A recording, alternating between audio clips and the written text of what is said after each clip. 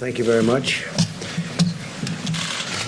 A lot of things going on. We're going to be going over to the Hill and having a lot of meetings. And from the financial, this is a medical situation, not a financial situation. The financial, though, is moving along very nicely. I want to thank you for being here and update you on the progress we've made after a week of extraordinary mobilization in our war against the virus.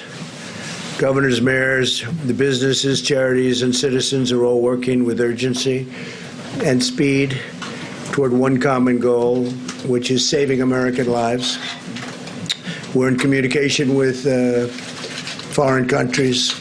It's now at 148 foreign countries. Can you believe that? 100. You talk about a spread. You talk about a violent spread. 148 countries. Not even believable. There's been a week of national action and of great national solidarity. People are getting along. We're getting along with Republicans and Democrats and independents and liberals and conservatives, and actually it's a very nice thing to see. We're all one beautiful, big American family, and that's taking place right now. Last night I approved a major disaster declaration for the state of New York.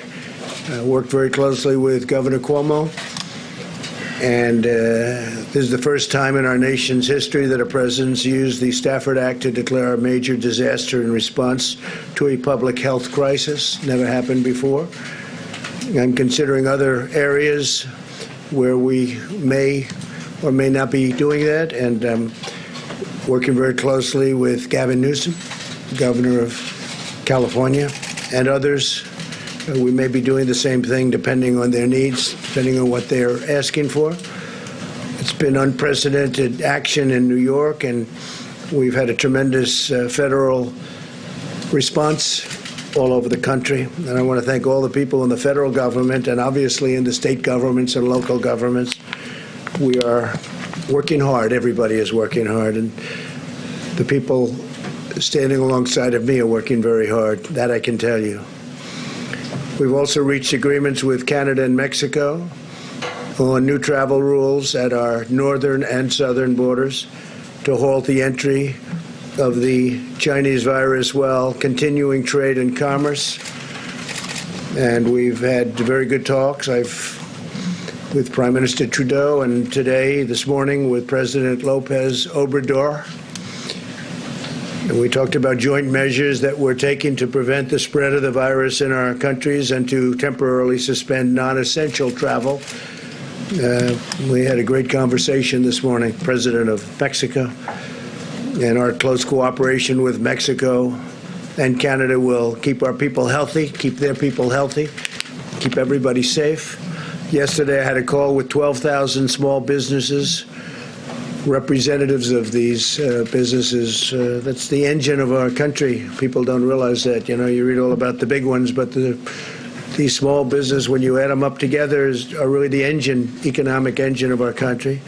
And I assured them that my administration is doing everything within its very considerable power, frankly, to support them and their employees. Nobody's ever done what we've done. Likewise, I had calls during the week with all sorts of representatives and systems like the hospital system.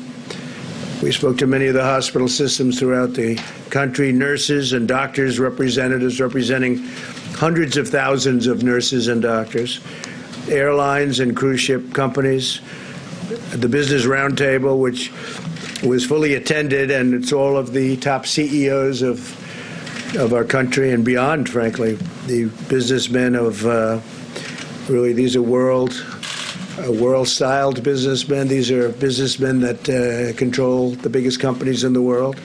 Many of them have taken hits, and many of them are just, going forward. Their businesses have been great. Some have been very badly affected. Some haven't been affected at all, and frankly, some are doing very well. They continue to do very well. It's Walmart, as an example, has been really helpful to us.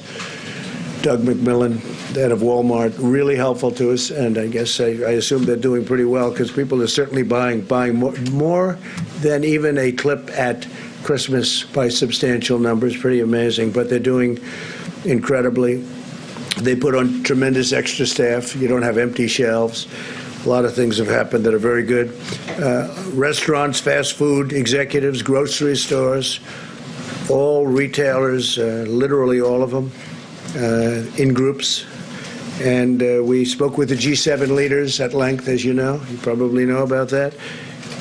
Spoke to many of the governors, spoke to almost all of the governors at conference calls and many of the governors individually. And very importantly, the religious leaders. We had a great conversation yesterday, the Vice President and myself, with the religious leaders of our country, many of the religious leaders, and we've had a number of them during the course of the last 2 weeks, actually. But yesterday we had a very significant call with the religious leaders of our country. I signed legislation providing American workers with paid sick leave and paid family medical leave at no cost to employers, and free testing for those who need it. The testing is going very well, and the Admiral will speak to that along with Tony. We're working quickly to pass additional legislation that will provide massive relief to small businesses and affected industries and give direct payments to our great workers and hardworking American families. There's never been anything like we're doing on the Hill right now. They're negotiating. Mitch McConnell, Chuck Schumer, they're all up there. Kevin McCarthy and Nancy Pelosi. They're all negotiating, and everybody's working hard, and they want to get to a solution that's the right solution. I think we're getting very close. We've also announced that we've moved tax day from April 15th to July 15th, which is a big deal, giving businesses and individuals extra time to file and pay without interest or penalties. So we've moved the date way back, and so it'll be July 15th instead of your traditional April 15th. And very importantly, you will have a lot of time, but you're not going to have interest penalties or any kind of penalties by filing at that later date. HUD announced that foreclosures and evictions are suspended for single-family homeowners with FHA-insured mortgages for the next 60 days. And our great head of HUD, who's with us today, Ben Carson's going to say a few words in a moment. The Department of Education will not enforce standardized testing, which is another big deal, requirements for students in elementary through high school for the current school year. Not fair to do that.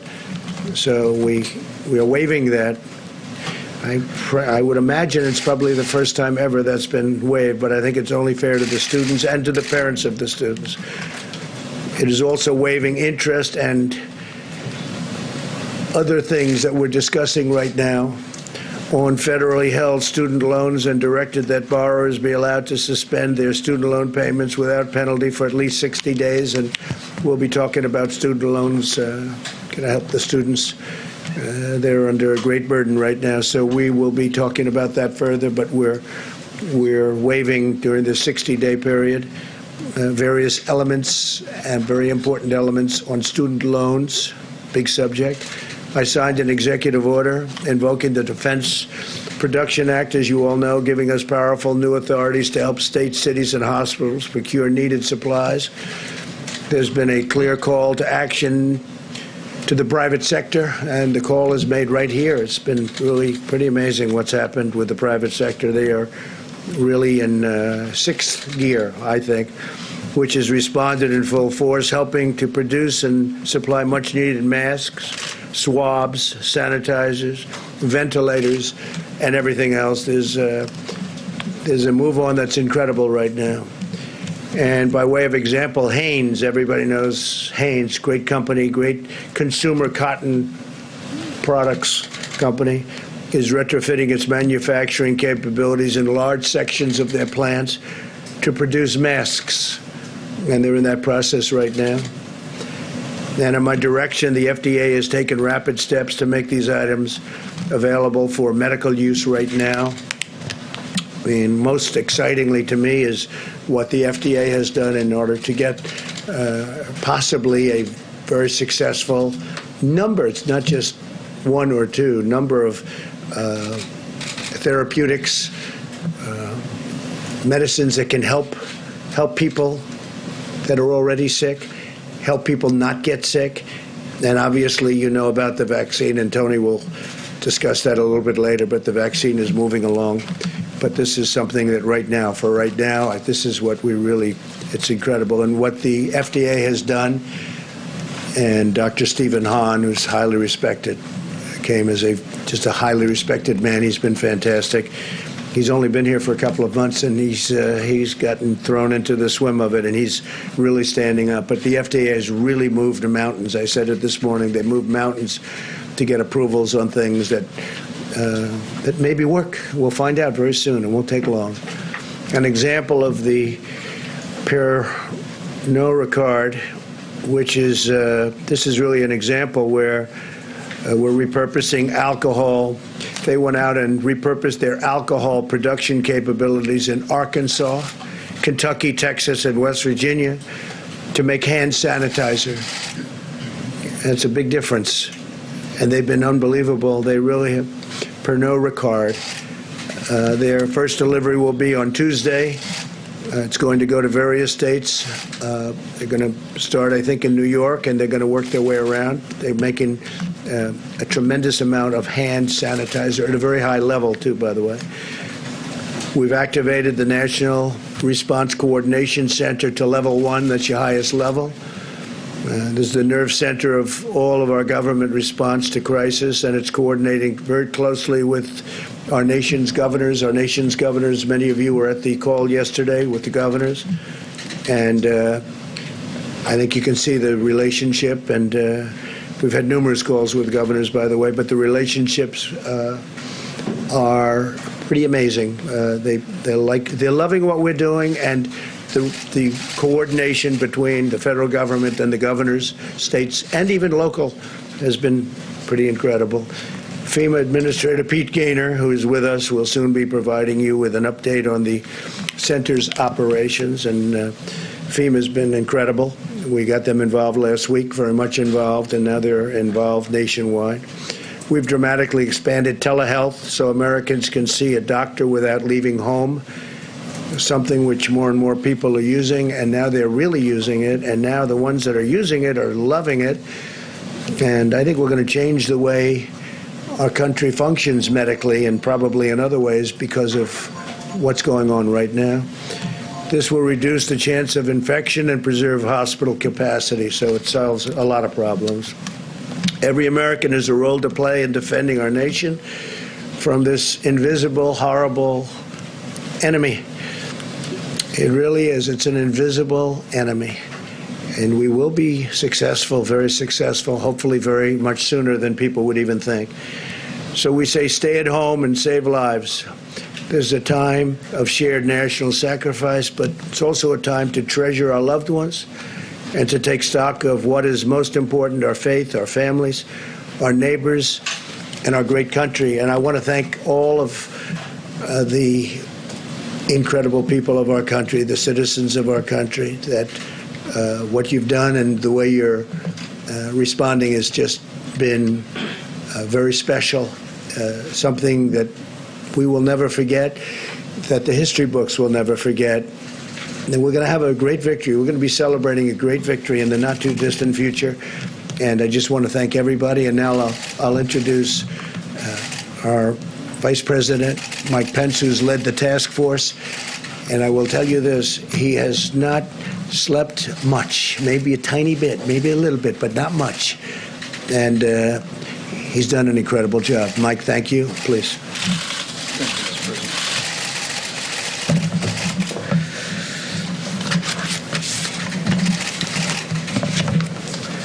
President. Good afternoon, all. And thank you, Mr. President. The White House Coronavirus Task Force met today. We briefed the President on our latest recommendations. We continue at the President's direction to lead not a whole-of-government approach, but a whole-of-America approach. And you just heard the President describe one inspiring story after another, the way the American people are responding, the way American businesses are responding, religious communities across this country. The American people are coming together. They're responding with common sense, compassion, and generosity. People are heeding the advice of state and local authorities, and tens of millions of Americans are putting into practice. 15 days to slow the spread. We are officially, Mr. President, 6 days into our 15 days. And as we look all across this country, while we strongly support the decisions that governors in states where we have significant outbreak have taken, and we encourage every American to listen to those state and local authorities, for every American, this is what you can do to make a difference over the next week and a few days to protect your health, protect your family's health, but most especially slow the spread and the potential for the coronavirus to impact the most vulnerable. As the President said, we've almost been overwhelmed at the outpouring of support from American businesses. The President spoke yesterday to thousands of small businesses. We spoke to manufacturers yesterday. And in fact, as the President indicated, the FDA in record time just approved one manufacturer that will be producing millions of surgical masks in a matter of weeks for the American people. The pastors we spoke to, we want to thank all the religious leaders from every community of faith in the country, making the hard choice to suspend services, to have online services, even while those ministries are continuing to support food banks and come alongside the most vulnerable. And of course, the chorus of prayers that is coming up from communities of faith around the country is making the difference that it always has in the life of this nation. One thing the President and I promised was to remind people that on the weekends that you're not in the pews, it's still a good idea to, if you can, to go ahead and make that donation. Because all the ministries are continuing to play a vital role in our communities, and we encourage your continued support. The President and I are grateful that the American people are listening to state and local authorities and putting into practice all of the recommendations in the President's coronavirus guidelines.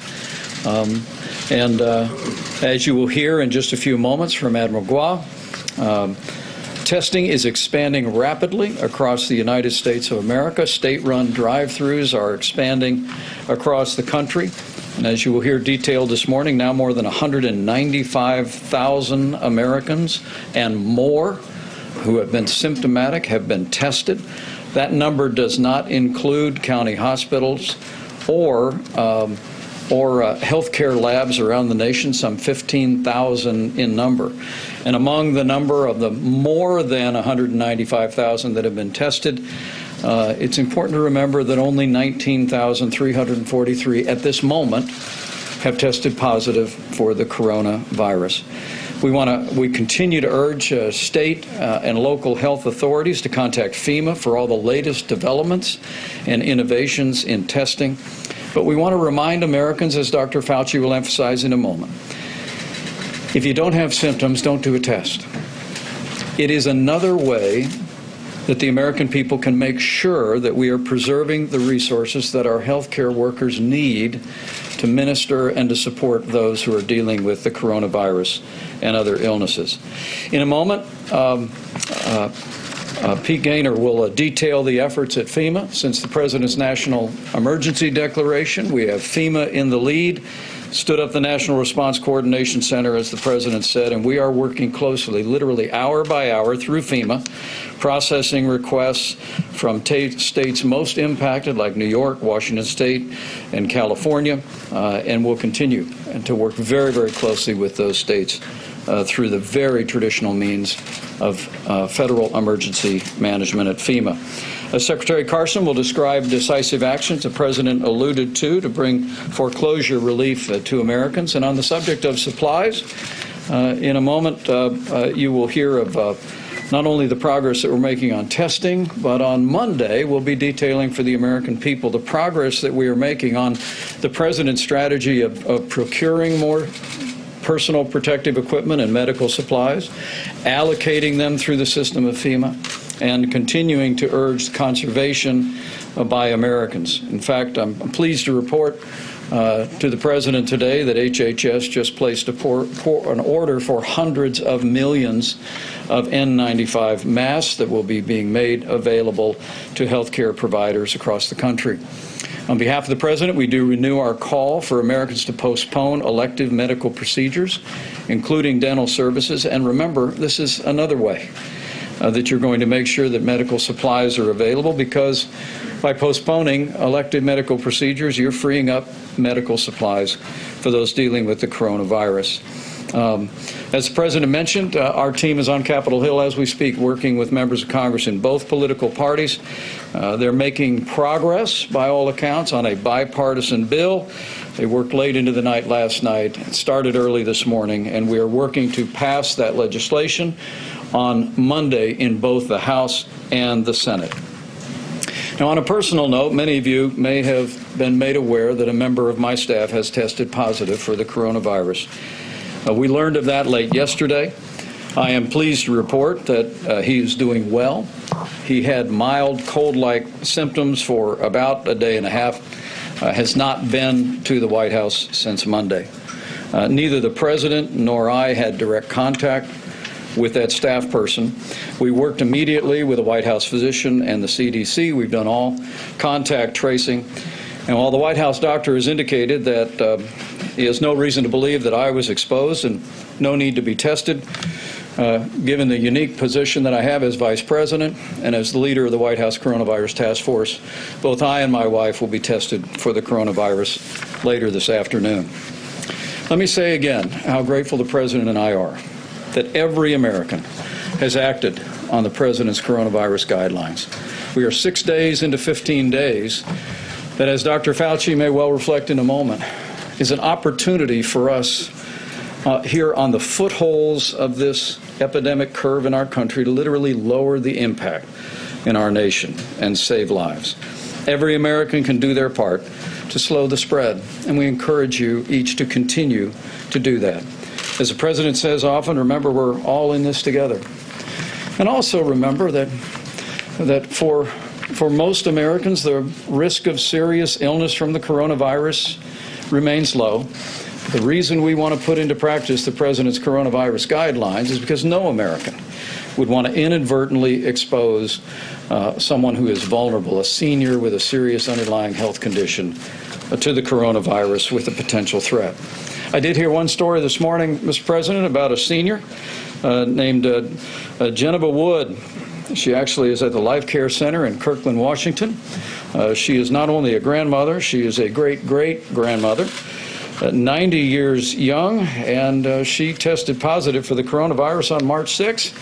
But by all accounts, she's doing well. She wanted America to know there is hope, and her strength and her enthusiasm is truly an inspiration to the nation. As the President said many times, we're going to get through this and come out stronger than ever before. And we'll get through this as Americans together. Thank you, Mr. President. Thank you very much. Thank you, Mike. Admiral. Thank you, Mr. President, Mr. Vice President. As I told you earlier last week, we are in the process and are effectively transitioning to large-scale testing by leveraging all the components of the American healthcare system. When we started, it was CDC only. Then it was the state public health laboratories. Now we're transitioning into the mainstream of American testing with many of the companies that the President invited in the Rose Garden just a week ago. So currently, 91 public health laboratories, state public health laboratories, are up and running in 50 states, the District of Columbia, Guam, and Puerto Rico. This is our curve, and I want to be very clear about this, that this only accounts for CDC, state public health laboratories, and the laboratories that are members of the American Clinical Laboratory Association. These are the main reference laboratories: LabCorp, Quest, Mayo, ARUP, BioReference Labs, and Sonic Healthcare. It does not account for the well over 10,000, 15,000 hospital-based labs, many of which are doing testing, for whom we will get data this week to give you an overall roll-up. As you can see, over 195,000 people in America have completed their testing. That means tests plus results. This does not count the people whose tests are in process. And as you see, this curve is going, it will continue to rise dramatically over the next period of time. So again, this is utilizing all the components of the great American healthcare system, the state and local public health laboratories, the hospital system, which is not represented here, and the main reference laboratories. Now, I do want to make it clear that although testing is becoming more available, and Dr. Fauci will definitely emphasize this more, there are priorities for testing. And clearly, everyone across the country should understand that those hospitalized or in an ICU are a priority for testing. Symptomatic healthcare workers, for obvious reasons, we want to make sure that their health is preserved and that they are not going to spread to those who may be seriously ill. Symptomatic people in long-term care facilities. As the Vice President has highlighted, and we've said many times, elderly in our society have a much higher mortality rate, much higher serious complication rate. Symptomatic individuals over 65, symptomatic individuals who have underlying conditions like chronic heart disease or liver disease or other types of chronic diseases, patients in public health investigations, and there are local priorities around the country, particularly healthcare workers for testing. And Dr. Fauci is going to emphasize this about the types of people who may not be to be tested. Testing is going well, it's ramping up, but we should still have priorities. Finally, I want to talk about the community-based testing sites. I know they're popular now because there's now an acronym, which I'm sure the Vice President doesn't appreciate, CBTS, or CBT sites. We talked about these earlier in the week, and I wanted to emphasize again that these are state-managed and locally executed. The federal government is there to provide support, know-how, blueprints on how to do this, but these are really springing up at dozens and dozens of sites all over the country, adapted to the local needs. Some are drive-through, some are walk-up, some are geared to healthcare workers and emergency responders. So again, what we see in the upcoming week is this curve will continue to increase as testing becomes more widely available, as the great American healthcare industry continues to increase the availability of tests and the throughput of those tests. Thank you, sir. Thank you very much, Edwin. Dr. Fauci, please. Thank you very much, Mr. President, Mr. Vice President. What I want to do just over the next minute or so is maybe connect some of the dots of the things that you've heard today. First, the status of the dynamics of the outbreak. I mean, you all know the numbers. You've seen them. We have widespread infection, but to varying degrees throughout the country. So, for example, when you talk about the kinds of mitigation issues that we have put forth and have emphasized, just as I mentioned the other day, there are two dynamic forces that are going on at the same time. You're having the natural course of an outbreak trying to peak at a high level, and then you have the mitigation strategies which are aimed at dampening that. We've mentioned that multiple times. We often get asked, how do you know you're having an effect? Because there are two things that are going on at the same time. They may be confounding. Well, I can tell you for sure, from a public health standpoint and experience with other outbreaks, we know we are clearly having an effect, but we can't quantitate it for you accurately now, because looking forward, you'll know what the impact of the rate of these steep inclines will be. So that's why we're going to come back to you every day and keep you up to date about that. Getting with regard to the disproportionate of the response, everyone, it's right here, I'll get to open up the Vice President's book with his permission. This is baseline for everyone. In other words, throughout the country. But then there will be areas, and you've heard them, Washington State, California, New York City, in which the dynamics of the outbreak are clearly different and much more robust, if you want to use that word. And that's the reason why we've seen the mitigation ratcheted up in that regard. And again, hopefully, and I have confidence it will happen, you will see an impact on that. Next, getting to testing. You saw the numbers with testing. Remember, there was always an issue with testing. I think we're getting to the solution that everybody in the country is looking for. But I want to emphasize one thing that Admiral Giroir mentioned, is that not every single person in the United States needs to get tested. He gave you the priorities. I don't want to repeat them. But let me tell you one of the unintended consequences of individuals who don't need to get tested that flood the desire to get tested. Currently, and I hope we'll be able to change it and make it much less reliable on PPEs, when you go in and get tested, you are consuming personal protective equipment, masks and gowns. Those are high priority for the healthcare workers who are taking care of people who have coronavirus disease. So what we don't want to do is to have a situation where we do have disparities in availability of PPEs now, and we're working hard to correct that. But currently today, we want to make sure that the people who are taking care of people with coronavirus disease do not endanger themselves because they don't have the personal protective equipment. And then finally, one last thing was just mentioned. The Surgeon General has been pushing this. Please put off, cancel elective medical and surgical procedures. You don't want to not ever do them, but for the time being, don't do them, because they also not only consume personal protective equipment, they may also consume some of the things like ventilators that you might need. So let's pull in this together, and we will get through it. I promise you. Thank you. Thank you, Tony, very much. Thank you, Mr. President, Mr. Vice President. FEMA is now leading the federal operation, or the federal response for all operations on behalf of the White House Coronavirus Task Force, who oversees this whole-of-nation response. HHS will continue to provide their expert matter expertise on health, and pursuant to the nationwide emergency declaration, FEMA, in coordination with HHS, is assisting state, local, tribal, territorial governments and their other eligible entities with health and safety emergency protective measures on behalf of the American public. As of yesterday, 50 states, the District of Columbia, 5 territories, and 1 tribe are working directly with FEMA under the nationwide emergency declaration for COVID-19. In just 24 hours, we've obligated $100 million to states, territories, and tribes. A little bit about supplies. It is of the utmost importance that requests for assistance, especially for critical supplies, get routed through proper channels as soon as possible. And we ask everyone to follow the normal procedures FEMA uses in a natural disaster. There's no different procedure for the COVID-19 pandemic. But remember, you can still order supplies from your regular vendors and buy it on the open market. Buy it where you can find it. We will reimburse you. If you buy medical supplies from foreign sources, it is reimbursable.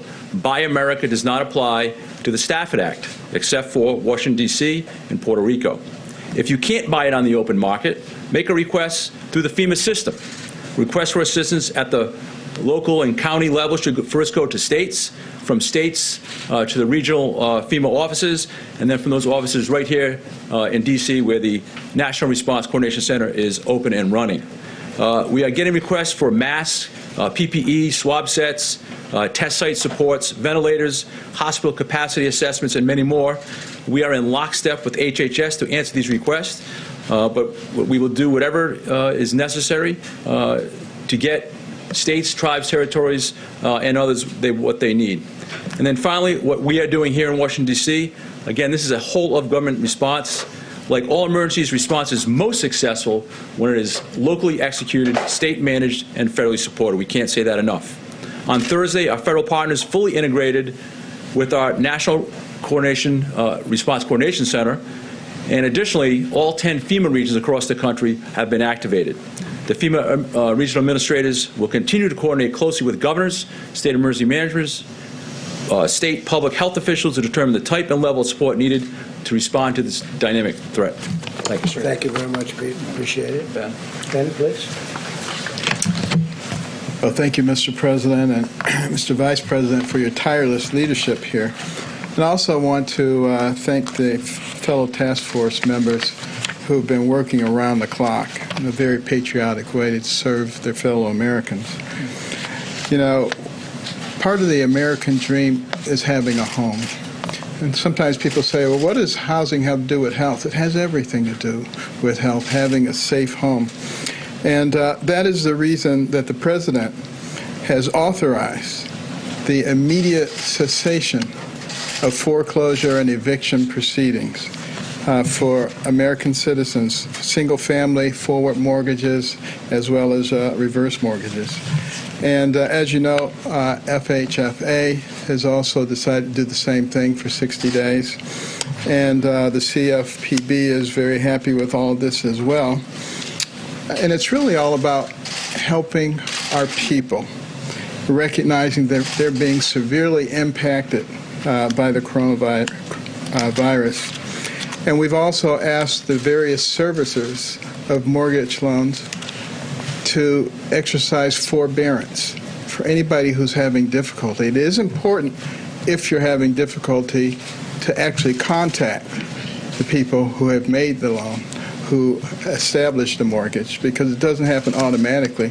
What does happen automatically is that we cover all 8.5 million people in terms of the moratorium on foreclosures and evictions.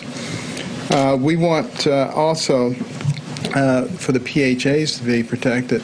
HUD does not have authority to mandate that evictions can occur, but we are in contact with all the PHAs across the country and are petitioning Congress for the power to be able to actually enforce that. But the fact of the matter is most of the PHAs are run by people who actually care about other people, so we really haven't seen much of a problem there. We haven't seen much of a problem with forbearance and needing to try to force people to do it because they want to do it. People are stepping up and saying, what can we do to be helpful?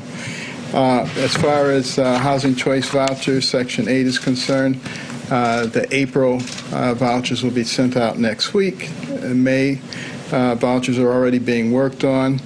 And we're also staying in contact with all the stakeholders, the advocates for low-income housing, as well as other stakeholders to make sure that we're doing things that are most helpful to them. And additionally, we've extended the deadlines for healthcare and multifamily financial reporting requirements. And that's for over 20,000 multifamily and healthcare borrowers until April the 30th. And that provides them with a lot more flexibility to deal with the issues that they're dealing with. I also want to thank our FHA Commissioner, Bryant Montgomery, as well as the FHFA Director, Mark Calabria, and Kathy Kraninger, the Director of CFPB, who've all worked tirelessly with us to make this happen. What we're trying to do is bridge the gap, recognizing that it's a lot easier for us to take these measures and for Congress to take the measures that they're taking so that we don't destroy a very excellent system and have to start all over again. So for those who are worried about the money that's being spent, if you don't spend the money and deal with this now, it's going to cost a whole lot more to try to build all this up again. And as was mentioned by the President, there's been a sense of unity that we haven't seen for a long time in this country. And let's hope and pray that that unity lasts far beyond this crisis. Okay. Ben, thank you very much. A few questions, please. Mr. President, a few questions, if you don't mind, sir. If you've lost your job now, or you're worried that you're going to lose your job tomorrow, restaurant, something like that, what do you want people to do immediately? The second question, sir, you heard from the Vice President that he's going to be tested. Have you taken a test since last Saturday? I know you told us. I just took one. You just took one. How are you feeling? I feel great. Okay. I guess I hope I look good. You've taken more than one. Those people are going You took to the be... one, sir? Sorry, hold on one second. Yeah. Okay, so for those people that have lost their job already or they're worried that they're about to lose it tomorrow, what do you want them to do right now? Well, what they do right now is keep receiving their paycheck, and hopefully their companies are going to be in a very strong position. We want to keep everything together because we think we're going to have a tremendous bounce back. Now, some people agree with that very strongly. some of our top economists. They think we're going to have once we solve the problem that we're working on, the medical problem. So we want them to keep their jobs, stay where you are, and we'll see what happens. Now, if they don't, we have unemployment, we have checks, we have a lot of things happening, a lot of very positive things. Nobody has ever done. Now, this is working with Democrats, this is Republicans and Democrats and myself working together. Nobody's ever done a package like this. It's a great package, but ideally we want them to be able to keep their jobs, keep the pay coming, and I think that's going to happen. Kelly, go ahead. Mr. President, on your Defense Production Act power, one of the features of that is that the federal government would be able to control the output, whether it's masks or ventilators, right, get it to the most areas of need, and control the pricing to keep it at a market level so it's not price gouging. One of the things we're hearing from governors, they can't find supplies and prices have gone up. So you've talked about the act, sir, but you have not yet compelled any companies. Why not? Because we have so many companies making so many products, every product that you mentioned, plus ventilators and everything else. We have car companies without having to use the act. If we don't have to use specifically, we have the act to use in case we need it. But we have so many things being made right now by so many, they've just stepped up. In fact, Mike Pence and I were discussing it before. We've never seen anything like it, where they are volunteering. We want to make masks, like Hanes. I brought that up as an example. General Motors, I bring that up as another. They go on the Ford. open market, sir, right? They're going to go on the open market. We want them on the open market from the standpoint of pricing, because otherwise it's going to be, we could be very unfairly treated. Direct them to the places in greatest need. We are directing states, and sometimes we'll be competing against states, which I don't want, and we'll drop out of the bidding. We want the states to go first. And you know what we're doing is we're helping states. That's what we want to do. Same thing with the testing. We're helping states. We're helping states get to where they want. And we've made tremendous progress in every aspect of it. This happens for a governor who needs equipment today. Well, it's happening fast right now, and the governors are out there trying to get, and if they are competing with us, we immediately drop out. Please. Mr. President, forgive me if I heard you wrong at the beginning, but you said something, we are going to be going over to the Hill. Are you going yourself? My people are, and I'll be staying here. I'll be in the Oval Office and various other places in the White House. And on that matter, you're asking Congress to essentially pass a series of legislation that's going to amount to about $2 trillion, 10% of the GDP. What do you say to members in both parties who say this is too expensive, this is just too much to debate and get done in 48 hours or so? And also, have you spoken directly with Speaker Pelosi at all about any of this? Okay, so I've spoken with, I'm not going to say who I speak with, but I've spoken with directly or indirectly everybody many, many times. We're doing very well. I think the Democrats and the Republicans are going to come up with a package that's going to be really something very special. It's going to help people. This is the first time there's ever been a case where you want people not to work. It's always, you want to create incentive to work. We're creating not an incentive not to work, but the fact is we're asking people not to work because they have to stay away from each other. If we're going to kill this horrible hidden enemy, we have to stay away. So there's never been a thing like this in the history of the world. And other nations are doing similar things, some effectively, some not effectively. They're doing similar things. We are creating a package that's going to keep companies together, keep workers paid so they can live and sustain. We'll see what the timing is. The biggest thing we can do is get rid of the problem. The problem is exactly what we know, the medical problem. We want to have this whole incredible situation that it can start right away. Not that all these companies break up, all the workers are out of jobs, you can't put them back together, and it would take years to put them back together. Because we had the greatest economy in the history of the world until we got hit by this problem. And we can be back very, very quickly. And it's our intention to be back very, very quickly. So we're doing a package, the likes of which nobody's ever done before. I'm obviously the one that has to approve the different things and the recommendations of the different things. And like buybacks as an example, and stock buybacks, I didn't like it the first time, and this time I'm saying, you're not doing it. I don't want money to be used for that. I want money to be used for workers and for opening businesses, keeping businesses, not buybacks. And well, I am strongly recommending a buyback exclusion. You cannot buy back your stock. You can't take $1 billion of the money and just buy back your stock and increase the value. Please. On the subject of masks, the Vice President announced HHS was ordering hundreds of millions of them. Was that order just placed today? How is that going to be distributed, and when can doctors and nurses expect to actually receive receive those masks? Yeah, HHS is completing a $500 million order of N95 masks, and all of this is being coordinated through FEMA, and we are responding specifically to state requests where the needs arrive. As Dr. Fauci said, we want to make sure the people that are providing healthcare services to people who may have contracted coronavirus have the protection to keep themselves and their families healthy. But I want to emphasize the supply of so-called N95 masks has been vastly increased in the country because the president insisted that we extend liability protection to industrial masks.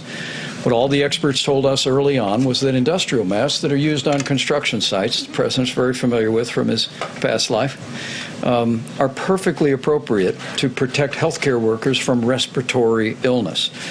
But they didn't have the liability protection because they weren't created for hospitals. We worked with leaders in both parties. We added that protection that runs through 2024, that now the industrial N95 masks can be purchased by hospitals, purchased by states, purchased by HHS, and distributed through our system. So we're making those available. The supply has been, as I said, vastly increased, and it was another step forward and a bipartisan accomplishment. And we're continuing to use all the kind of creative means of American industry to make sure that we're leaning into this effort and that we do whatever it takes to make sure that our healthcare providers have the protective equipment. We are still hearing from doctors and nurses about this shortage. When exactly can they expect to receive these masks, though? Well, let me let Pete Gaynor speak to that, because FEMA will be HHS is now fully integrated into FEMA, and so as the requests come in, but obviously, as I'm sure the administrator will say, they're being prioritized to those areas with the highest need. Yes, sir. So within the National Coordination Center, we have a supply chain task force. And in basic sense, we're trying to identify the universe of what's out there. So whether we hold it at the federal level, we hold it in the private sector, and then match that up with demand and asking people to be creative. We're asking, again, this is a shared responsibility. We're asking locals and states to do your share locally, try to take a little bit burden off of us, and then we'll prioritize those scarce resources, because every single governor across the country is looking for the exact same thing. So there's a balance, but we're examining the entire supply chain to make sure that we make the masks start coming in. They're out there now. So again, we want to match. We want to get out of the middle, I think. I appreciate it. Yeah, that's what I like to know. So we're trying to match suppliers with demand. So that's what we're doing right now. It's happening today. They can expect them to do, or they're matching supply and demand. There's a range of requests across the country, and we're trying to match those, again, supply and demand every day. Are you satisfied with that? We have a lot have already come in. I have to tell you, the throwing away of the mask, being in private business, the throwing away of the mask right away, they're thrown away. And when you hear 55 million masks were ordered, I'm saying 55 million, how could it possibly be such a number? And they say, oh, that's just a small fraction of what we need. And I said, why aren't we sanitizing masks? You know, you look at the masks, I've looked at all the different masks. Some don't lend themselves to doing that, I think, but many do. And I said, why aren't we have very good liquids for doing this, sanitizing the masks. And that's something they're starting to do more and more, they're sanitizing the masks. And I don't know if anybody would like to speak to that. You might want to discuss. Yeah, there are some CDC guidances about how you can minimize the use of masks by different things that you could do with testing, and when you have masks, how you might reuse them, which ones you can reuse them. Do you think there's a solution to this other than buying more masks? Do healthcare providers need to change how they're using them? Yeah, well, there are a couple of things. One, for example, we are moving towards getting testing where you don't have to have PPE. I mean, I'm not going to tell you the day it's going to be there, but it's going to be a swab that you could stick in the nose of the person who is either infected or not, but that person doesn't need PPE, the person who's administering the test. So if you could do a self-administered test, stick it in a vial, hand it over. You don't need a mask, you don't need PPE. That's one of the things we're trying to do. I would have liked that much better. Personally, yeah, go ahead. May I? And one other, this is another story about great American industry. I mean, the President and I literally heard directly from Apple that they're donating 2 million industrial masks to this effort around the country, and working with our administration to distribute those. And it might be a good opportunity for us to renew our call as the President and I delivered this message to businesses yesterday, manufacturers and small businesses. It's a great time to go to your storeroom, and if you have N95 masks, if you've got 100 of them, if you've got 10,000 of them, is to load them up, drive them over to your local hospital. That story is literally happening all over the country. And now with more Americans stepping away from elective surgery, including elective dental care, we're urging dentists around America to look at their supplies of N95 masks and make those available to our hospitals. But the great news is, as the President said, the American people are all doing this now. So allow me to say, on behalf of the President, thank you for what you all are doing today, but we want to encourage people in business, encourage people in dentistry in particular. Look at those supplies of N95 masks. Pack up as many as you can spare. Drop them off at your local hospital. It'll be a great service to the country. Mr. President, I just want to read you some of what some of the doctors on the front lines of this crisis are saying. You mean the ones that are saying good things or bad things? These are doctors who are talking about the shortage of medical supplies that they are facing. Dr. Faiza Bucks in Kentucky says there's absolutely no way to protect myself. A surgeon in Fresno, California says we are at war with no ammo. Dr. Mel in Illinois says if this is a wartime situation, then now is the time to act. I know you're talking now about increasing production at so many of these facilities to get the masks out, but given that this is one of the wealthiest, most powerful countries in the world, should this even be happening? Shouldn't this have been resolved weeks ago? Well, I'll tell you the way I look at it. So many administrations preceded me. For the most part, they did very little in terms of what you're talking about. This is unprecedented. You could speak to Tony, you could speak to anybody. This is unprecedented or just about unprecedented. As time goes by, we're seeing it's really at a level that nobody would have believed, nobody would have thought possible that this could happen. And we are making much of this stuff now, and much of it's being delivered now. We've also gotten tremendous reviews from a lot of people that can't believe how fast it's coming. I mean, when I hear they have an order of 55 million masks, and that's just one order, that's one order out of many, and that there are many millions of masks beyond that and I keep saying, how is it possible to use so much? But that's the way it is. And part of that is because they'll use a mask for a short period of time and they throw it. The fact is that we are doing a tremendous amount. We started with very few masks. We had some, but nothing for an event like this. And now we're making tens of millions of masks and other things. And I think it's unprecedented what we've done and what we're doing. And many doctors, and I've read many, many doctors, they can't believe the great job that we've done. Yes, it has been many. Kelly, did you have? It's been nearly 3 months since your administration learned about this virus. Well, if you remember, I was the one that closed the country down. I was the one that closed the. You don't write that, or you don't say it too much, certainly on CNN. But I just read an article yesterday. That by closing the country down so early, very early, we saved tens of thousands and much more than that lives. So, you might want to report that too. Go ahead, Chris. I'd just like to address that for a moment. Again, I'm an ICU physician, ran health systems, and I, first of all, want to thank everyone who's on the front line in the emergency room, in the ICUs, in the hospitals. I speak to my colleagues daily. We need to preserve our PPE to the degree that we can. CDC guidelines has had that. The President has talked about it. But I also want to say we are making product, as the President said, but we are also responding through the FEMA system to distribute the strategic national stockpile resources according to requests that come in. Stockpile has been distributed to many states, first orders, second orders, and on a daily basis adjudicating that. If there are shortages in your hospital system, I can't tell you of Dr. X, Y, Z. That needs to be clearly iterated to the local emergency management. Are you seeing those hospitals talking about the shortages? We were on the asking phone federal 2 nights ago or 3 nights ago with over 2,000 hospitals or hospital systems sharing best practices from Seattle, where they've been very innovative, pioneering some of these areas. When there is a shortage, they need to go through their emergency management. It goes directly up to the FEMA system, which really rocks. It really works very, very well. And then there's the distribution of the stockpile. Now, the stockpile isn't infinite. That's why it's being replaced by all the orders. But mask supplies go out on a daily basis as they are needed and requested through the FEMA system. And I don't know, Administrator Gaynor, whether you want to add to that. Just to reiterate what Brett said, we don't take lightly what you just read. I mean, I get the calls every night, the way you get emails. It's a serious issue. We don't want that to happen. But it is happening. You're not making things up. I know that because I'm experiencing it myself.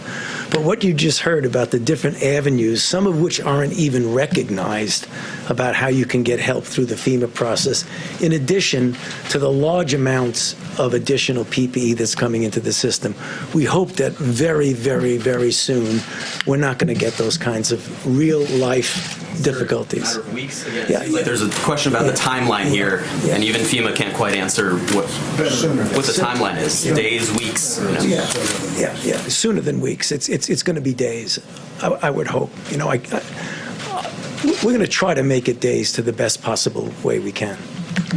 And again, what we're doing is we're trying to help the states get things faster. And that's what we're doing. We're implementing. And the magnitude of this, it's a tragedy. It's an absolute tragedy. But the magnitude is something that no matter who you were, no matter where you come from, nobody ever thought a thing like this could happen. You read about 1917 and you read about certain things, but you think in a modern age a thing like that could never happen. Well, it comes back. It is genius. It comes back, and it's too bad. But I think the people working on this have been incredible. The job they've done has really been incredible. But there's tremendous amounts of not only masks, of ventilators and respirators and everything you can think of. It's all being, much of it, and almost, I could say all of it, is being manufactured right now. Steve, please. Yesterday there were questions about the use of this malaria drug. Have those questions now been resolved? Well, I don't know that resolved. I could say that it's going to be distributed. I know New York is getting, I think, 10,000 units, and numerous other people. It's really, it could be the malaria drug plus the Z-Pack. But, and we're going to find out. We're going to find out. I feel, look, I feel, as the expression goes, what do we have to lose? Because, I feel very good about it. Tony would feel, like he'd like samples done in a certain way, and I understand that too. Many doctors agree with that. We don't have much time. We have a lot of very sick people right now in hospitals all over the place. And speaking with the governor of New York, Cuomo, I said, how's it look? He's got a lot of sick people. So we're going to be delivering a lot of samples to New York and other places, and we're going to find out very shortly whether or not it's going to work. I feel very confident. I mean, I've seen things that surprise me, frankly. There are, as Tony said, there are other things we're looking at, too. Vaccine, of course, is incredible, but this is more immediate. Right now, this, to me, would be the greatest thing that could happen. This would be a gift from heaven. This would be a gift from God if it works. So we're going to pray to God that it does work. It'll be a fantastic thing. Mr. President. Yeah, please, Rebecca. Mr. President, on the economic front, there are reports that the coronavirus is really hurting your businesses, especially your hotels. My businesses? Yeah, Sure. So is that true, and can you speak to Well, I wouldn't say financials? it's thriving when you decide to close down your hotels and your businesses. No, I would say, but I'm very under-levered and everything, so that's good. But is it hurting yeah, it's hurting me, and it's hurting Hilton, and it's hurting all of the great hotel chains all over the world. It's hurting everybody. I mean, there are very few businesses that are doing well. Now, there are some that are, like, as an example, the Walmarts of the world, because everybody's lined up to get things and stock up their house and this and that. But sure, it hurts my business. But and did you or anyone in your administration talk to anyone at the Trump Organization about the potential effects of the coronavirus?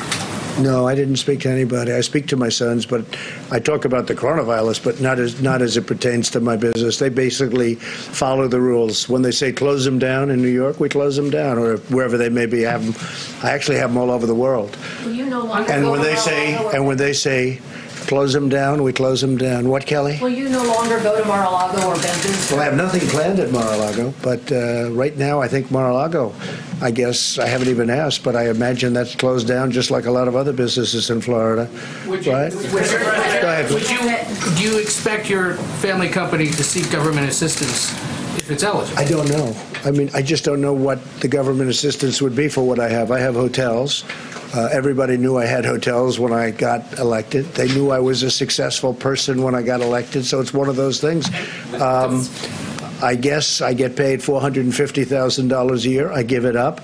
I put it back into the nation. I have to, by the way, you have to designate where you want it, so I oftentimes give it to opioid, research and things. Specifically, not you. But as far as the hotels and everything, I mean, I have to do what everyone else is doing. I would probably decide to close things up. I think it's a good thing. You don't want people getting together, and hotels and clubs and everything, you get together. We want to beat this deal. So I have many of them, hotels, clubs, things like that, where people get together. I would think it would be a good practice to close them up. Yeah, go ahead, please. Mr. President, as you know, we've been talking a lot about masks. We've also talked about how not everyone needs to take a test. What about a temperature test? As we know, we all came into this room and got tested before we entered. Well, I do it. The grounds. I do it. I have temperature tests, and I didn't ask everybody here, but I wouldn't be surprised if they had temperature tests. Should those thermometers, otherwise I'm going to run off the stage, be distributed? Should they be on a mass distribution basis too? Oh, I think they are pretty much. The easiest thing is the temperature. I think they are. I don't know.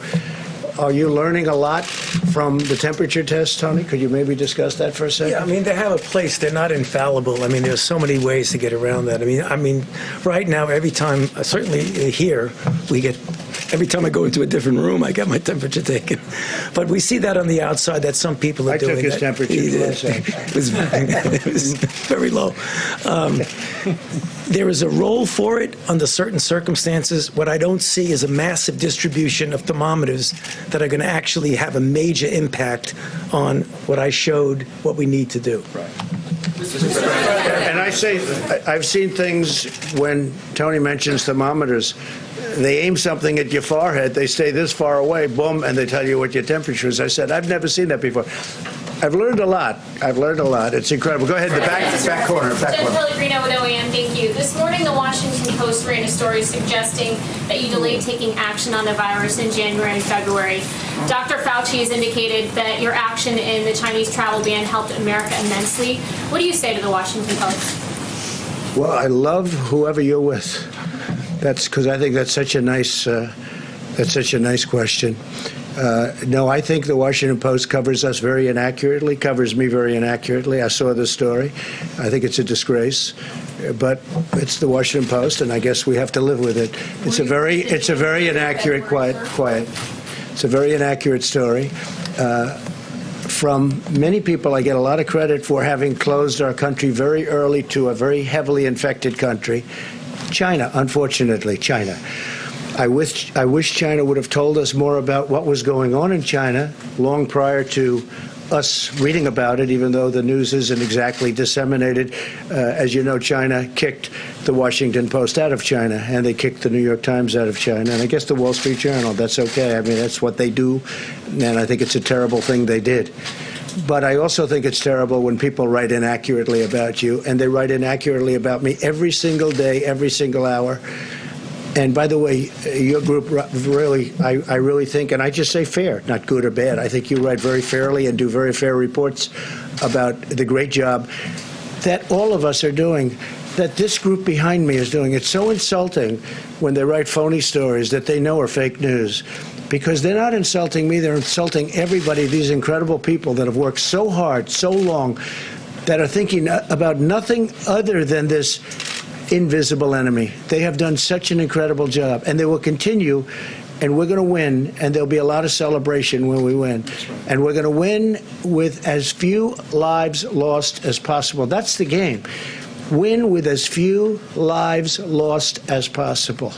It's a tough enemy. It's a tough killer. Far bigger, far more vicious than ever before. But I appreciate you saying it, because the fact that we closed so early to China, and most people, hey, look, I was called xenophobic by Sleepy Joe Biden.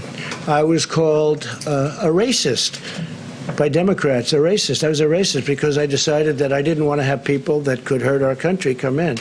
And I was pretty much in a very small group of people, I will tell you. It was a tiny little group. Most people, even that worked in the White House, disagreed with me very strongly. Saving of those many weeks was a tremendous thing. And when they keep talking about acting early, that was the ultimate act. That was the biggest act, because we didn't. And then I also closed Europe early, very early. And I took a lot of heat for that, too. But that was a good thing. Now they're doing similar things that we're doing.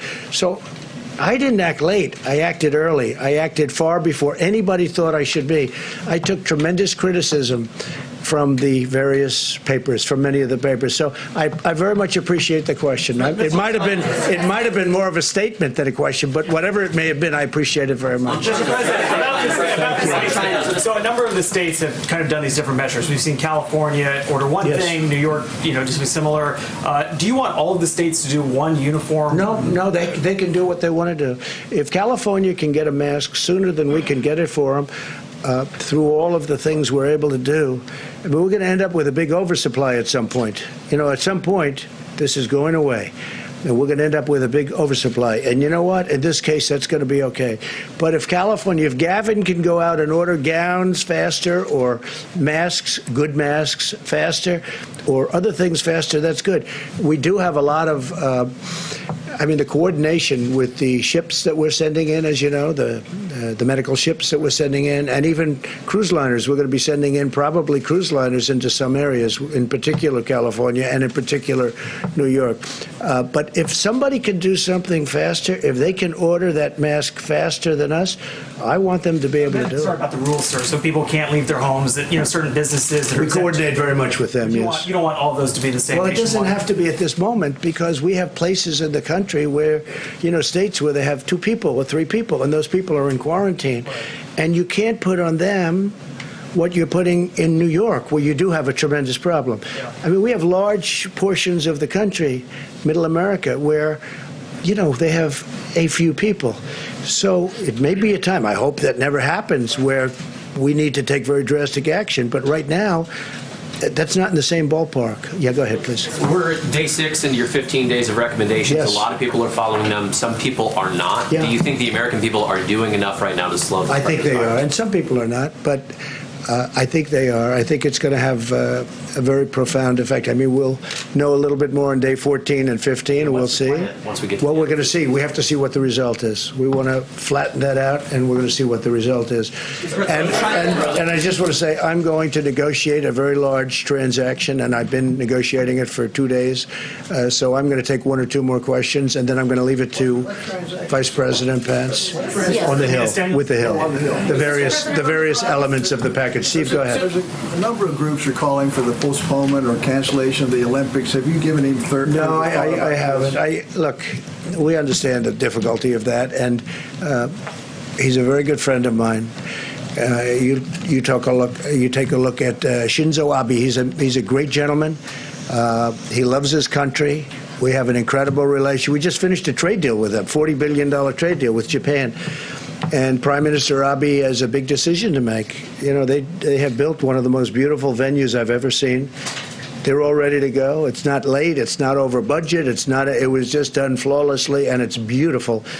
And they're sitting back and saying, I told him, I said, that's your decision, and it is his decision, and I know he's going to make it soon. I don't know what it's going to be, and I didn't think I should be influencing it at all. I mean, the job that Japan has done on that venue is incredible.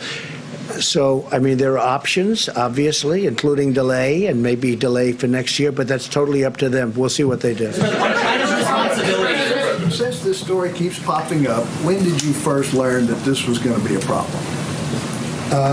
Well, when I learned, I started doing the closing. So, probably around that time. We didn't learn much. I think you're going to ask a little bit about China responsibility. I do think that Again, I have great respect for China.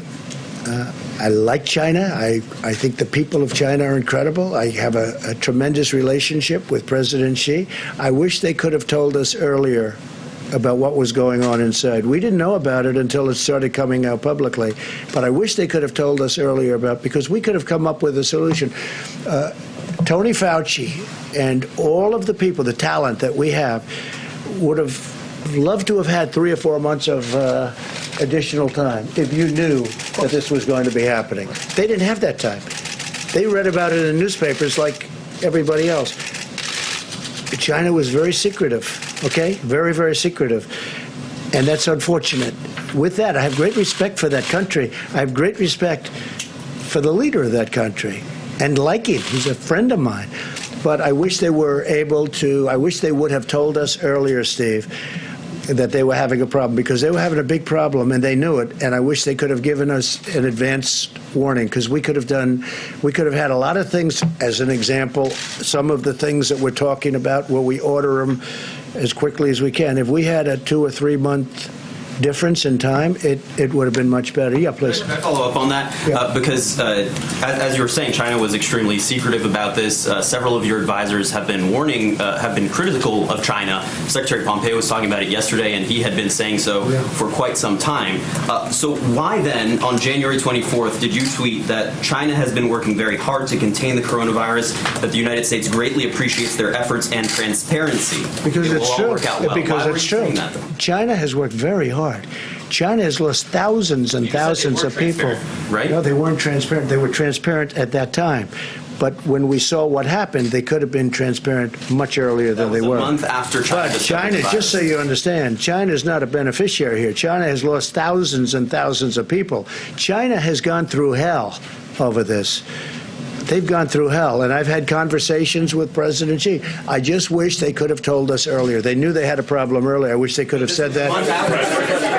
Are you able to share, thank you for the numbers on the testing, by the way, are you able to share any other hard numbers on number of available tests, on number of ventilators in the federal stockpile? Well, I'm going to leave that up to Dr. Fauci and everybody else, and I think the answer is we want to share them. I would imagine we want to share the numbers. As Admiral, do you want to discuss that? 500 billion masks that you cited, they're due for delivery in 18 months. No, not billion. 500 million masks, excuse me, thank you. I said, wait a minute. The 500 million masks, they're due for delivery according to HHS within 18 months. The last number on ventilators we had was 12 to 13,000. Can you give us an updated number? Well, there's never been numbers like this. You know, a ventilator is a machine. It's a very complex machine.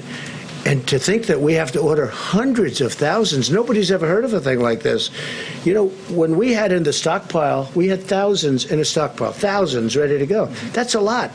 All of a sudden, you need hundreds of thousands, and you're not talking about, you know, the mask is whether it's plastic or whether it's material, that's one thing. But you're talking about a very sophisticated, heavily computerized machine, and delicate.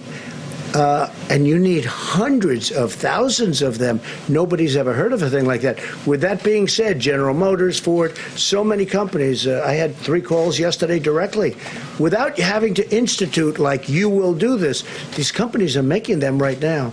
But to think of these numbers, it's pretty mind-boggling. Do you have numbers to share, though, right now? Do you have numbers to share with us right now? Mike, go ahead, please. Yeah, you bet. Well, we've spoken a lot about masks this morning, but the President's also given the task force a priority of assessing the availability and expanding the availability of ventilators. And on Monday, we will detail some very encouraging news for Americans. You speak about the number of 13,000. It is a little more than that we have in the national stockpile. But it's important to remember that that doesn't include the more than 100,000 ventilators that are in healthcare facilities and hospitals around America today. It doesn't include what will be produced, as the President said. We're seeing companies step forward. These manufacturers tell us that a ventilator actually isn't a very complicated piece of equipment, and many of them are literally surging forward to create more ventilators. But one of the more exciting developments in the last week, which we'll detail more on Monday, is that in the President's engagement with our healthcare community, we learned that ventilators that are currently used by anesthesiologists, that are used in outpatient clinics and in other procedures can be converted to be used as ventilators for people struggling with the effects of the coronavirus. We've confirmed that a particular screen in that device can be changed readily. We're working with the FDA to approve that. But again, it's a great testament of the American people and our healthcare professionals that are stepping forward and bringing ideas forward that literally, as we'll document Monday, will increase the supply of ventilators by tens of thousands. But look, the president's made it clear. We want to make sure that all the incredible, courageous men and women who are serving in healthcare around America have the support they need, that our patients that are struggling with recovering from coronavirus have the equipment they need. And we'll have a lot of detail on Monday as we continue to assess. 8 days ago that we would have 1.4 million tests on board by the end of this week, by today. Do we have that? Can you give us the number that we have? Let me let Admiral Goss speak to that. Thank you. So I'm going to answer your question and then try to persuade you to stop asking about a specific number, okay? So from March 2nd to March 14th, we have put over 10 million laboratory tests into the U.S. commercial market, and we expect that by March 28th to be well over 27 million into the market. So that answers your question, and let me tell you why it's not the right question. Not every lab can run every test. Not every test is completely self-contained. So the more important question is not how many tests are in the market. We got them in the market. But is to make sure that every segment of the market has the kind of test that they can use. Admiral, we're using your numbers trying to find out for the public if the things you've promised are happening. Yes, they are happening. They are. We promised 1 or 4 million. There's 10 million tests in the market now. And are the masks that are in the strategic reserve being deployed, Mr. Vice President? Yes, the masks in the strategic national stockpile. So it's not 13,000 anymore. It would be a lower number. Would that be fair to say? Masks or ventilators. I'm sorry. The respirator. Thank you. We're trying to understand if the things we have been told sitting through these briefings for many days are happening and getting into the hands of the healthcare providers. You understand it. You understand it. You're an intelligent woman, Kelly. You understand exactly what he's saying. And what he's saying is rather incredible because we inherited an obsolete, broken system. And when you hear the number of tests that we'll be providing and are now, it's incredible. And I've heard a lot of governors say the same thing. We took over an obsolete, broken testing system that wouldn't have worked for even a small problem, let alone one of the biggest pandemics in history. And what these gentlemen have done is incredible. I am going now to negotiate a great deal for our workers and our citizens. I'll be back tomorrow. We're probably doing this tomorrow. And if I might, I'd like to ask Vice President Pence to take over. And thank you all very much. Thank you, Mr. President. Mr. Vice President. Thank you all. Sorry, Mr. President. How about back here? Mr. Vice President, the military has sent planes to Honduras, Morocco, and Peru to pick up Americans and bring them home who have been stranded there. But there's still a lot of other Americans who are stranded and can't get home. So does the military plan to send planes to pick those folks up? Where will those planes be going? When will they be going? And can you assure Americans who are stranded in foreign countries that they will be able to get home? Well, we received a briefing this morning from the State Department about their efforts. And we want to be very clear. While the President has suspended all travel from Europe, including the UK and Ireland, suspended all travel, of course, from China since January, that any American who can get home can come home. They'll go through additional screening that's all been implemented and is working in an orderly way at a number of airports around the country. But there are instances, Morocco being among them, where there simply are not flights to get home. Our State Department has been working very closely with our embassies in those relevant countries. I was told this morning that all the way going back to bringing Americans back from China, that we have made individual efforts to bring home about 3,000 Americans. I think there is an ongoing effort to address that with chartered commercial flights that the government is providing. Obviously, also military transport is available, but our task force received a briefing this morning, and we would just encourage any American that's looking on from overseas, contact the local U.S. Embassy, let them know about your circumstances, and know that we're going to continue to work very diligently to get our Americans home. All right, guys, last question. Two quick ones, education and a medication one.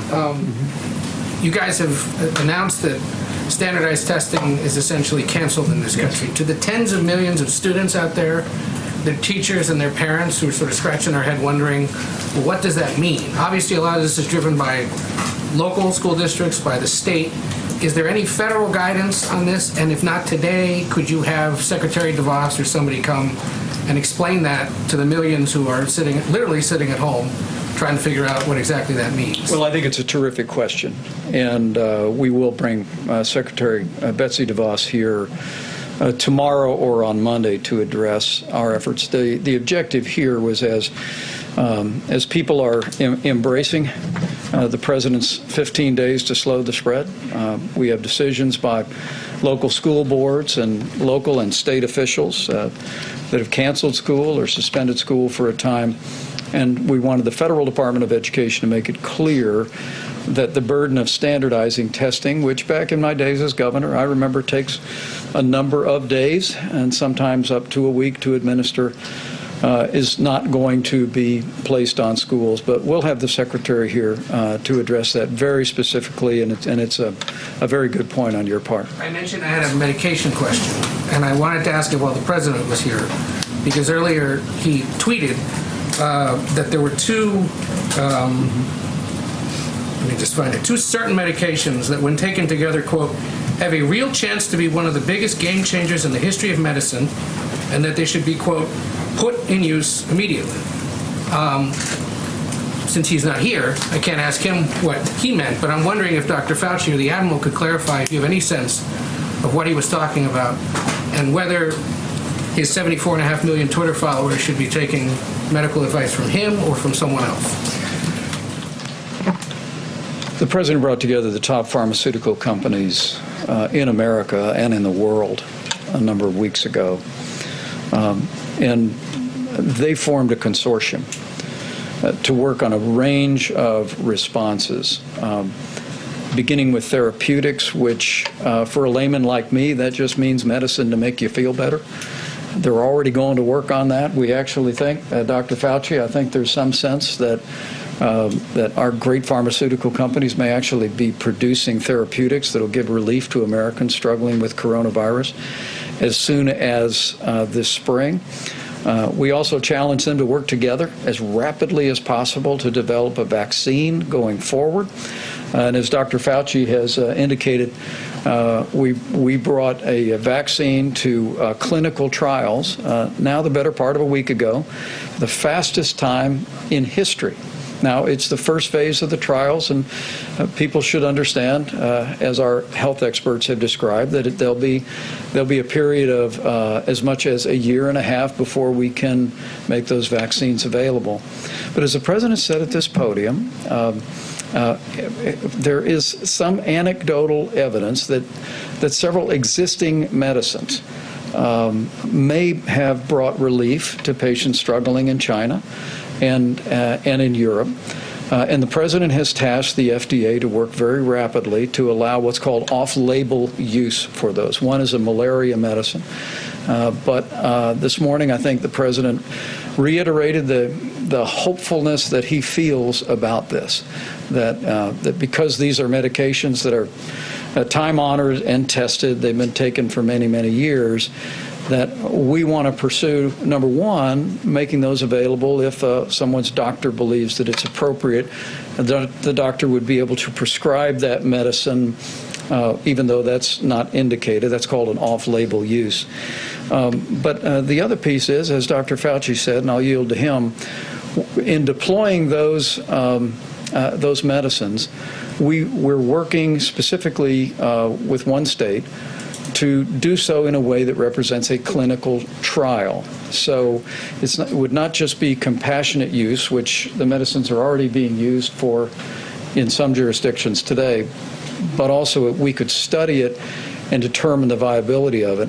And in fact, we're working diligently right now with that supply chain to make sure that those medicines are available. Dr. Fauci, did you want to speak to that? Sure.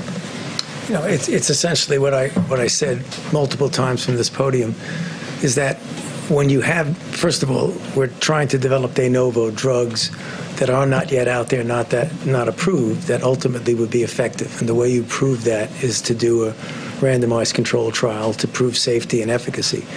I'm not totally sure what the president was referring to, but I believe he's referring to a report that used both hydroxychloroquine and azithromycin together to have some possibility of being in effect. Many of the things that you hear out there are what I had called anecdotal reports. They may be true, but they're anecdotal. So the only thing that I was saying is that if you really want to definitively know if something works, that you've got to do the kind of trial that you get the good information. The president is talking about hope for people, and it's not an unreasonable thing to hope for people. So when you have approved drugs that physicians have the option in a decision between the physician and the patient, are you going to use a drug that someone says from an anecdotal standpoint, not completely proven, but might have some effect? There are those who lean to the point of giving hope and saying, give that person the option of having access to that drug. And then you have the other group, which is my job as a scientist, to say my job is to ultimately prove, without a doubt, that a drug is not only safe, but that it actually works. Those two things are really not incompatible when you think about that, particularly when you're in an arena where you don't have anything that's proven. We went through the same sort of thing with a little bit of a different twist during the HIV/AIDS epidemic until we finally developed drugs that were absolutely knockout drugs that were safe and that were effective. But in the beginning, there was that tension about that. So you really got to have a balance. I've got to do my job as a scientist, and others have other things to do. Great. Mr. Vice President, question for Dr. Carson? Yeah, question for Let me just, if I may, let me just say, I hope this morning has been informative. We will be back again tomorrow. And I hope the American people are encouraged because of the incredible whole-of-government approach, because of our collaboration with states. You're seeing testing expanded all across the country. That incredible public-private partnership with commercial labs is now making testing available by the tens of thousands. We're working very diligently with an incredible response from American industry to make sure that personal protective equipment and ventilators and all the things that our healthcare providers need to meet this moment is there. But let me just say again what every American can do today. And that is, first and foremost, heed your state and local authorities. There are individual states, California, Washington State, and at this moment, especially New York, that have issued guidance to their citizens. And as the President said, we wholly support the leadership that those governors are providing in their states. But secondly, every single American can put into practice the principles of our 15 days to slow the spread. The President's coronavirus guidelines, as I said, we're 6 days in, and the purpose of these is not because every American is at risk of serious illness. As we said before, all our experts tell us, all the data shows, that the risk of serious illness to the average American remains low. But because the coronavirus is, we think, 3 times more contagious than the flu, to slow the spread, to literally lower that curve and spare Americans around our country with being exposed to or contracting the coronavirus, or worse, every single one of us can put these principles into practice. I recommend that you go to coronavirus.gov, sit your family down, call a neighbor and a friend, support efforts in your local community to put these principles into practice. And as people all across this country continue to do just that, I just know we'll get through this, and we'll get through this together. Thank you all.